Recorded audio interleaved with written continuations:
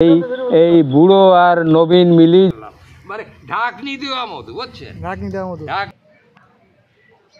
সালাম টালাম দিয়ে আমার ওস্তাদ শুরু করছেন। তিনি ওস্তাদ আমার, আবার আমিও ওনার ওস্তাদ।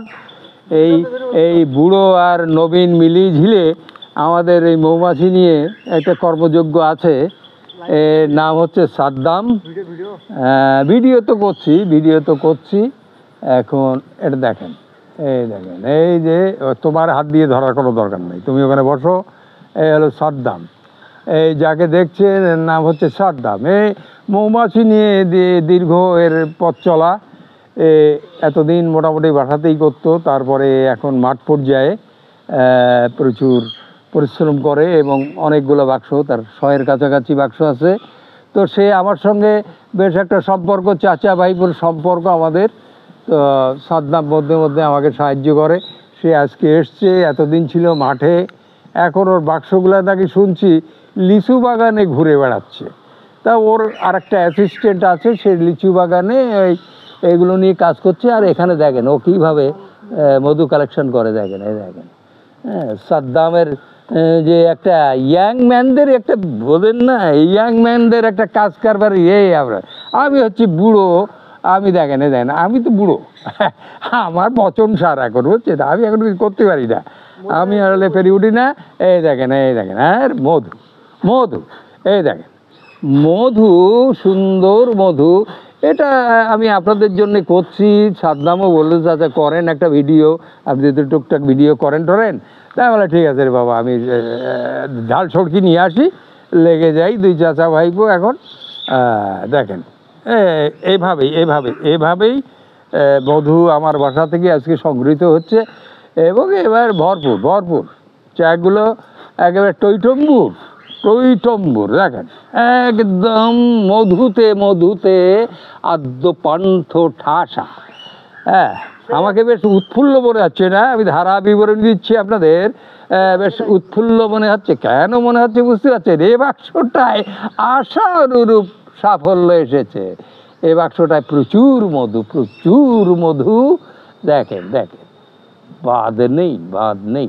একটুখানি ওই পাশটায় বোধহয় কম মনে হচ্ছে, তবে সাদা ধবধবে মধু এটা হচ্ছে। দেখেন এটা খুব দূরে যেতে পারে। এই যে একদম নিকটে লিচু গাছ, প্রচুর ফুল হয়েছিল। মৌমাছিটা তো ব্যাপক লিচু ফুল থেকে আপনার সংগ্রহ করেছে। মধু টপ করে পড়ছে। পিওর মধু বলতে যা বোঝায়, এখানে ভেজালের কোনো মানে কি বলবো, ভেজাল ভয়ে পেয়ে যাবে। দেখেন মধু। এভাবে আমি গাজী আলী আশরাফ এবং আমার ভাতিজা সাদ্দাম হোসেন এগে তো শোনেন, ইরাকের সাদ্দাম না, কিন্তু এটা হলো আমাদের বাংলাদেশের সাদ্দাম হোসেন। দেখেন ছেলেটা দারুণ মৌমাছি পাগল। আর মধু, এই মধু দেখেন।